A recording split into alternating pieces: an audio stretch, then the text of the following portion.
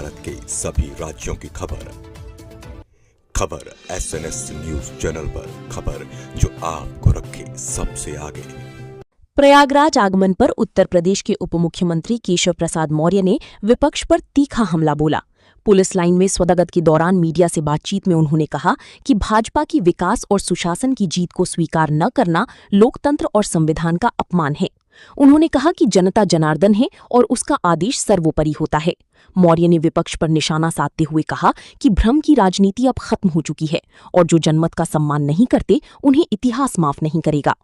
उप मुख्यमंत्री ने राहुल गांधी, अखिलेश यादव, ममता बनर्जी और एमके थोड़ा नीचे कर लीजिए, थोड़ा सा नीचे कर लो यार, हम तो दिख ही रहे हैं। थोड़ा नीचे कर लीजिए। ठीक, पूछे सवाल। सर ये बताएं कि जिस तरह के 5 राज्यों के चुनाव नतीजे आए हैं उसमें असम की अगर बात करें वहां पर 19 विधायक कांग्रेस के जीते हैं, 18 मुस्लिम हैं, और जबकि पश्चिम बंगाल में 2 मुस्लिम विधायक कांग्रेस के जीते हैं। तो कांग्रेस ये किस तरह की राजनीति कर रही है? देखिए, कांग्रेस हो, समाजवादी पार्टी हो, टीएमसी हो या डीएमके हो, जिन लोगों ने आधी आबादी का अपमान किया, उनका अधिकार देने में बाधा डालने का काम किया और जहां शासन में रहे जनता का शोषण किया, उनकी सेवा नहीं किया, तुष्टीकरण किया, जातिवाद किया, परिवारवाद किया, घुसपैठियों का संरक्षण किया, उन सब के लिए यह जो चुनाव है इतना करारा संदेश है कि अब समझ में अगर इनको नहीं आ रहा है तो जनता इनको आगे भी समझाने का काम करेगी।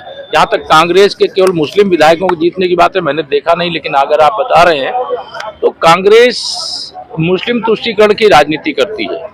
उसे मुस्लिमों का वोट चाहिए, इस प्रकार का सत्ता में रह करके व्यवहार करती है, विपक्ष में रह करके व्यवहार करती है। इस देश के बहुसंख्यक हिंदुओं का वोट उन्हें नहीं चाहिए, इस प्रकार से हिंदुओं का अपमान करते हैं, हिंदुओं के बारे में अपशब्दों का प्रयोग करते हैं, हिंदुओं का हितों का हनन करने का काम करते हैं। हो सकता है इसके कारण से उनके मुस्लिम वोटों के कारण मुस्लिम विधायक जीत गए हों, लेकिन हिंदू भी मतदाता है, मुस्लिम भी मतदाता है। जब तक सबके हित को ध्यान में रख करके कोई दल काम नहीं करेगा तब तक उसका राजनीतिक अस्तित्व संकट के द्वार पर खड़ा रहेगा। राहुल गांधी ने इलेक्शन कमीशन पर सवाल खड़े किए। उन्होंने कहा कि जितनी जहां भी भाजपा जीती वहां इलेक्शन कमीशन का बड़ा रोल है, भाजपा के नेताओं का नहीं। देखिए, श्री राहुल गांधी का ये फ्रस्ट्रेशन बोल रहा है, तनाव बोल रहा है। यही बात श्री राहुल गांधी कह रहे हैं, यही बात श्री अखिलेश यादव कह रहे हैं। अभी मुझे मालूम है शाम को पश्चिम बंगाल की जो अब निवर्तमान मुख्यमंत्री हो गई हैं, उनके द्वारा भी इसी प्रकार के बयान आने हैं। लेकिन अगर हम चुनाव आयोग, SIR और केंद्रीय बलों के कारण से चुनाव जीतते तो तमिलनाडु में भी भाजपा की सरकार होती, केरल में भी भाजपा की सरकार होती। ये अनर्गल आरोप हैं।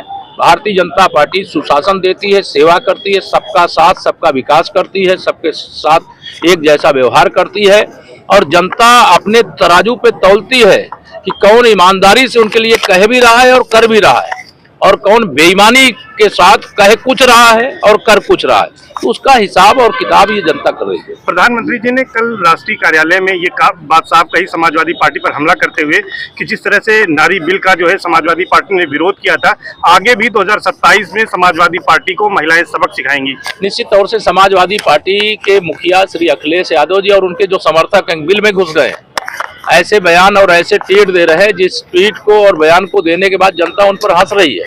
लेकिन 2027 में समाजवादी पार्टी का उत्तर प्रदेश में सफा होना सुनिश्चित हो गया है। कल से वो सदमे में है। मैं उनसे कहूंगा सदमे में मत रहो, सैफ ही जाओ।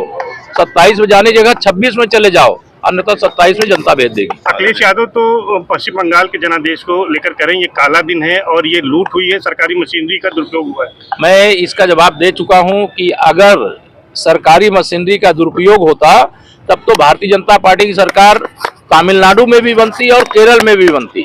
लेकिन इनको फर्जी आरोप लगाना है, फर्जी पीडीए चलाना है, फर्जी तरीके से वादे करने हैं और उसको निभाना नहीं है। अगर वादा करोगे और निभाओगे नहीं तो जनता सजा देती है। और जिसका श्री अखिलेश यादव ने समर्थन किया, आम आदमी पार्टी का समर्थन किया, अरविंद केजरीवाल जी दिल्ली से विदा हो गए। इन्होंने राष्ट्रीय जनता दल यानी तेजस्वी यादव को समर्थन किया, वो बिहार में मुख्यमंत्री बनते बनते नेता विपक्ष बनने का जो अवसर मिला उनको हाँफते हाँफते मिला। और अभी जब इन्होंने MK स्टालिन का समर्थन किया, DMK साफ हो गई। और अभी ममता दीदी का जो समर्थन किया, ममता दीदी की विदाई हो गई। और जिन लोगों ने सही मायने में महिला आरक्षण का विरोध किया, चाहे वो कांग्रेस हो, चाहे वो डीएमके हो, चाहे टीएमसी हो, उनका बुरा हश्र हुआ है। और अखिलेश यादव जी, आपका तो इन तीनों से भी बहुत बुरा हश्र होने वाला है। आखिरी सवाल है कि यूपी और उत्तराखंड में 27वें विधानसभा चुनाव है, इन 5 राज्यों के चुनाव नतीजों का क्या असर पड़ेगा? देखिए, असर जो भी पड़ेगा, हम असर का असर तो महसूस भी करेंगे, लेकिन हमारी तैयारी 2027 में, चाहे उत्तर प्रदेश हो, चाहे उत्तराखंड हो, चाहे पंजाब हो, चाहे जो अन्य राज्यों में जहां चुनाव होने वाले हैं, वहां कमल खिलाने के लिए जनता के आशीर्वाद से हमें सफलता मिले, इसके लिए दिन रात मेहनत करते थे, करते हैं, करते रहेंगे।